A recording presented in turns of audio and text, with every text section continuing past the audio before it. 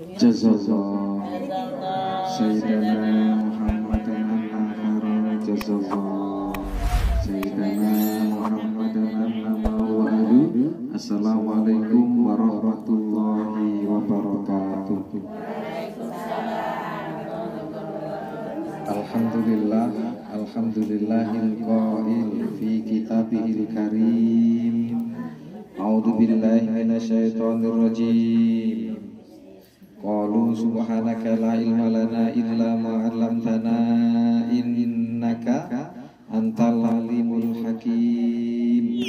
Wassalatu wassalamu ala sayyidina Muhammadinil qail man nasiya sholata alayya nasiya tariqal jannah. Wa qala aidan fi haditsin akhar Allahumma faqihhu fid din wa 'allimhu tawil wa ala alihi wa ashabihi wa mawalah.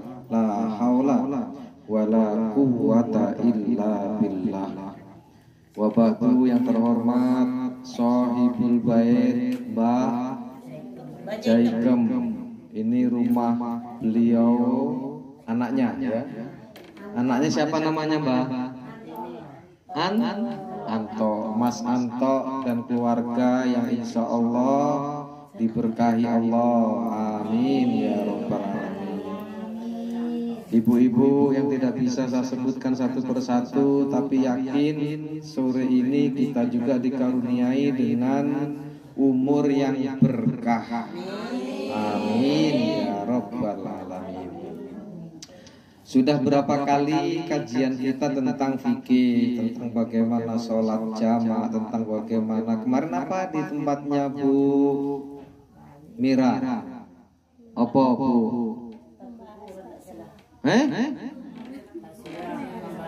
Apa? Ya, takziah hari Kamis dan lain sebagainya. Hari ini kita akan menyampaikan tentang sholawat. Lama kita nggak ngobrol, kita nggak menyampaikan tentang sholawat.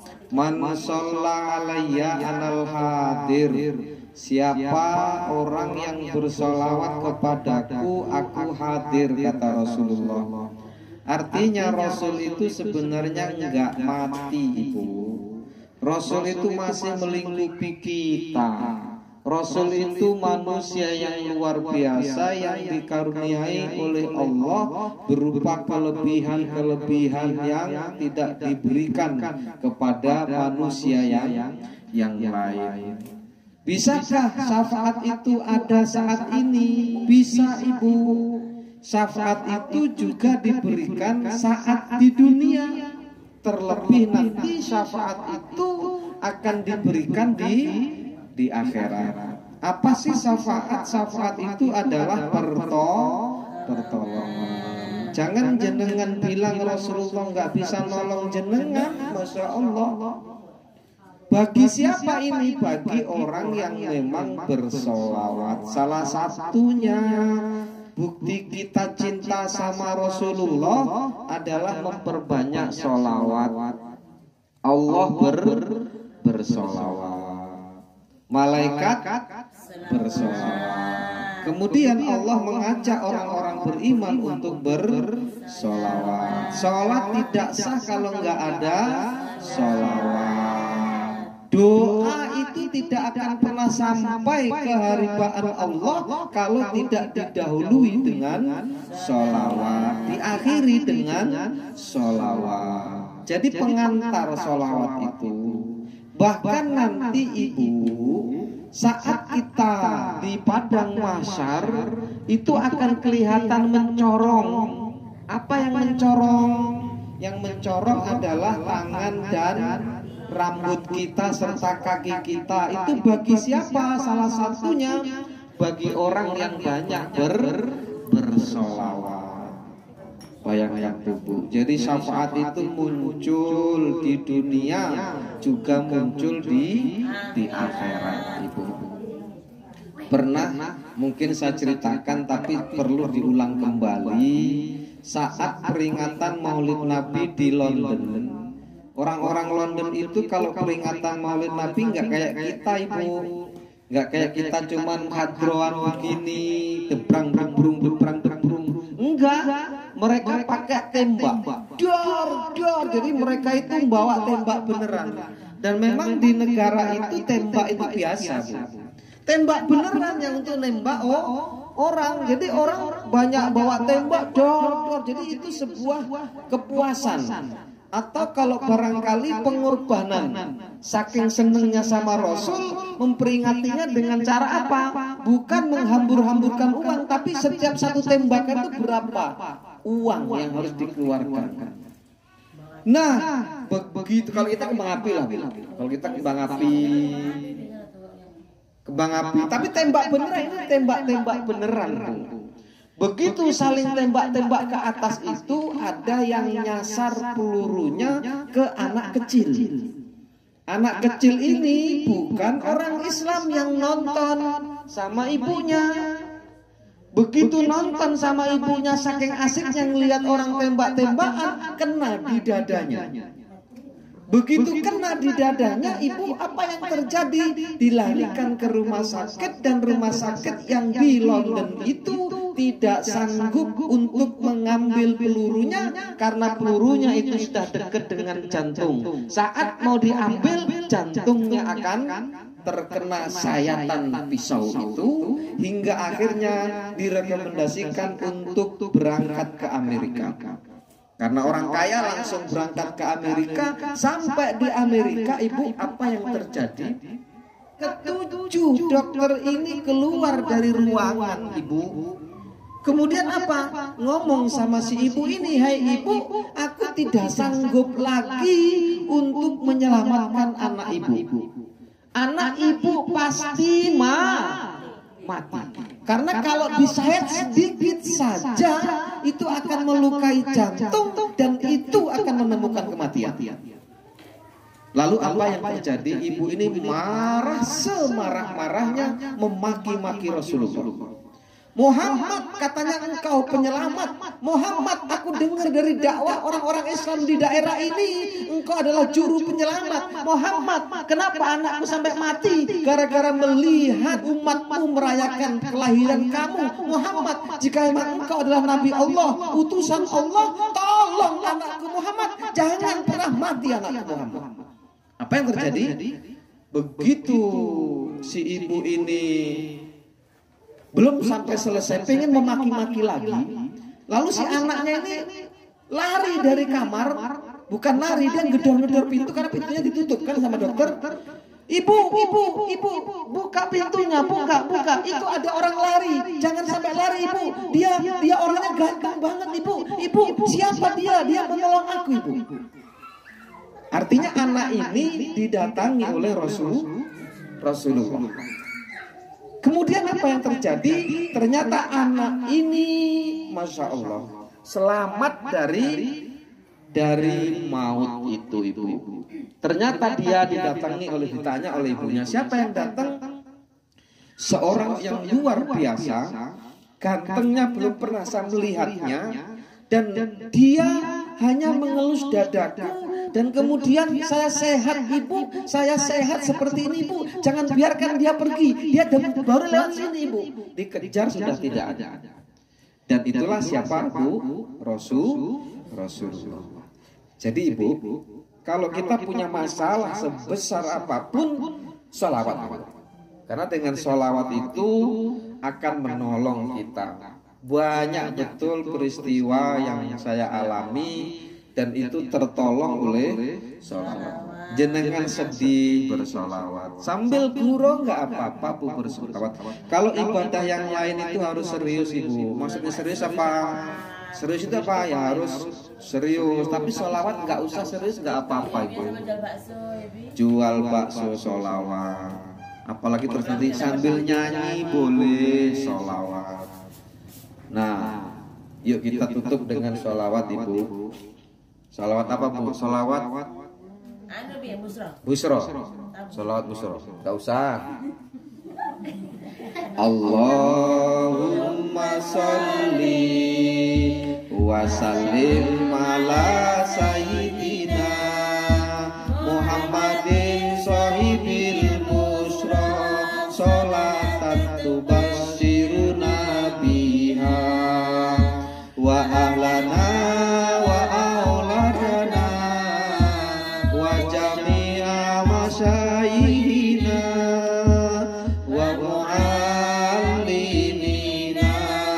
talabatana wa talibatina wa yawina hadza ila yaumil akhirati bil qulub. Allahumma shalli wa ala sayyidina Muhammadin bil qulubi wa dawaiha wa afiyatil abdani wa shifaiha wa nuril absari wa diyaiha wa ala alihi wa sahbihi wa sallim.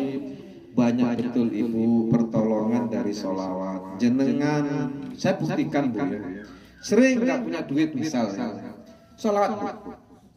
Bener ini Bu, sholawat berapa kali, tapi jangan sedikit Bu, 1000 kali. Apa? Sallallahu ala Muhammad 1000 kali, pasti ada pertolongan. Kadang ya utang barang ya diuji juga, utang dhisik. Kadang punya hutang Mbak Marwiyah, tapi nggak lama, itu pasti nggak lama, pasti kebayar nggak lama. Padahal kalau logika loh Bu, lah aku ki lho kerja apa? Nah itu Bu ya. Jadi apa Bu? Sholawat. Paling enak sholat apa Bu? Sholawat Jibril 1000 kali Ibu, dan itu pasti akan Allah tolong. Jadi sholawat itu luar biasa. Dan masih banyak, bahkan di zaman Nabi Musa itu sudah ada sholawat. Ada yang tanya Ibu? Ya. Seandainya kita tuh ada masalah dia dalam keluarga itu, nah di situ waktu kita nak sholat, jadi masih ada kesal, jadi nangis dia sambil sholat, apa susah dia? Yo malah bagus, sholat nangis itu malah bagus. Tapi jangan nangisnya hanya gara-gara karena kesel. Paling bagus ya sholat itu nangis, tapi nangisnya takut sama Allah, rindu sama Rasulullah gitu. Jangan gara-gara yo sakit putus cinta. Putus cinta kemudian apa sholat nangis yo goh begawe yo. Ya minimal lah enggak apa. Tapi paling bisa apa dipindah dari, misal kita punya sedih ya Bu ya, bahwa sholat tapi pindahkan, jangan sedih karena itu, tapi pindahkan bahwa minta tolong sama Allah. Itu enak Bu, itu makanya kalau punya masalah itu enak malah sholat Bu. Gitu. Rindu sama anak jauh itu, kok kemudian netes air mata, cepat sholat. Tapi itu kemudian minta tolong sama ya Allah, kerinduan ini balasnya nanti di akhirat, kumpulkan aku dengan dia, anakku nanti. Ya, nikmat ibadah itu. Dicoba. Jadi boleh berangkat dari sedih dunia, tapi kemudian saat di dalam sholat kita sedihnya karena Allah. Yang lain Ibu. Kan kita tuh lagi enak-enak nangis kan, Allah Akbar ya, terpaksa. Enggak apa-apa. Nangis nih kan sampai beres. Yang enggak boleh itu ilohnya diminum. Nah, itu batal nih sholatnya. Yang lain Ibu. Ya. Bagaimana hukumnya bila mengambil uduk tidak tertutup aurat, telanjang? Oh. Biasanya kan pas sudah mandi, langsung ambil uduk. Gimana? Boleh sah. Pas lagi mandi, makanya kalau bisa mandi itu ya tertutup ya. Kalau kita tertutup ya. Terus mandi, terus kita langsung wudhu, boleh enggak? Boleh. Sah, cuman kurang adab. Kurang adab. Bahwa kenapa? Allah melihat kita. Itu. Boleh. Sah. Boleh, nggak kurang sopan aja. Makanya ya pakai kemben dulu lah baru wudu. Yo, adab namanya. Apa iya Ibu? Makanya kan sudah kita ajarkan kemarin Bu, ingat nggak Bu? Bahwa Allah melihat kita. Kalau kita belum bisa merasakan melihat Allah, Allah melihat kita. Apa iya kemarin saya ekspresikan, saya gambarkan jenengan di ruang yang kosong. Ruang itu jenengan tutup pakai kunci. Kemudian ruangan itu atau kamar itu di dalam ruang tengah dikunci. Kemudian ruang tengah itu di dalam rumah dikunci. Terus kemudian rumah itu di dalam pagar dikunci. Apa iya sampean di ruang yang sempit tadi itu joget-joget sendiri? Nggak pakai baju? Kira-kira. Nah, kira-kira begitu. Itu wong stres. Jadi sah, wudunya sah, tapi untuk adab tidak kena. Seperti itu. Yang lain Ibu, ya? Kalau di waktu ada pengajian akbar itu kan pasti membaca sholawat ya. Di situ pasti ada yang ibu-ibu ngidar sorban. Pasti kan minta sumbangan. Ya. Itu memang seharusnya begitu? Ya enggak harus, tetapi gini loh, sholawat itu saya bilang tadi untuk apa aja. Artinya apa? Dalam konteks misal orang lagi makan, kita sholawatan. Boleh minta sumbangan, sholawatan.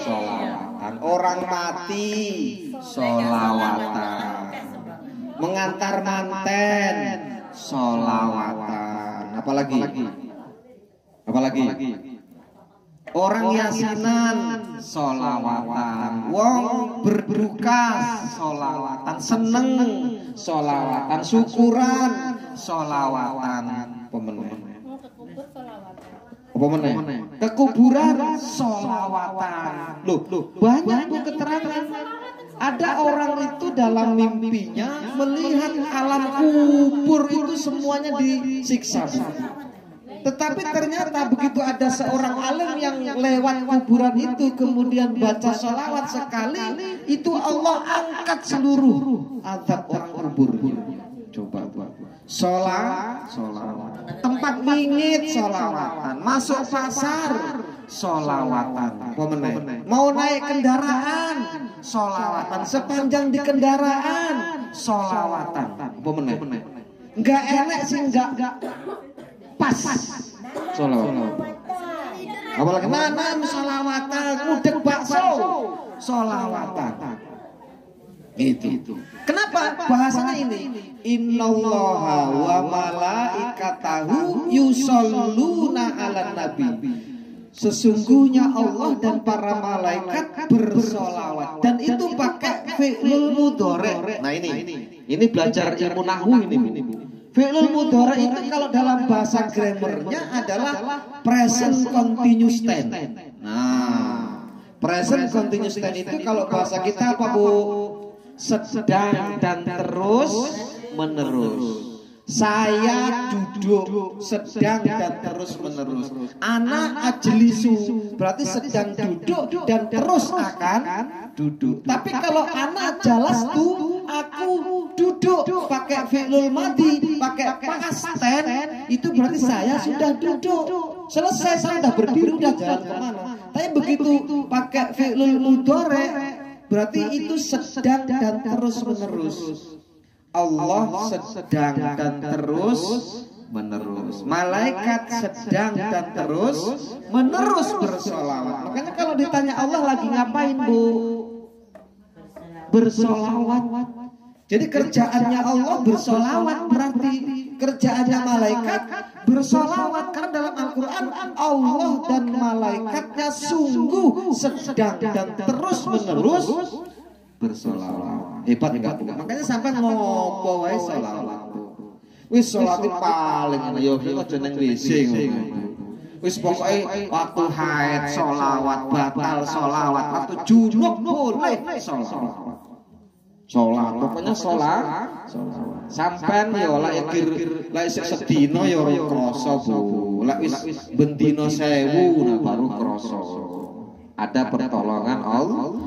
Ini saja, kurang lebih. Assalamualaikum warahmatullahi wabarakatuh.